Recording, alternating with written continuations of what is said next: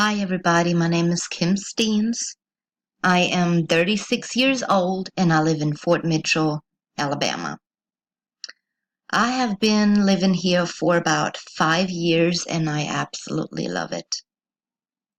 I am originally from Germany, where I met my husband, who is a U.S. soldier.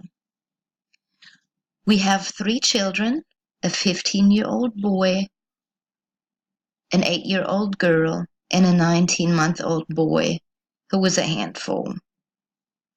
I am a very spiritual and creative person, and I love being a mother and a military wife. But being a military wife means sacrifice for the whole family, in every sense of the word. I have a degree in interior design, I have a nail license, and I am a cake decorator. Interesting combination, you might think.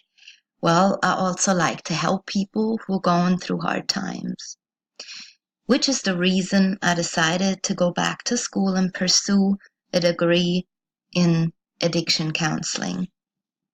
I would like to pass on what I have learned and guide people through the process of recovery from addiction, just like people did when I needed guidance in my life. I'm currently working on my bachelor's degree in social work, which is required before I start my master's in addiction counseling.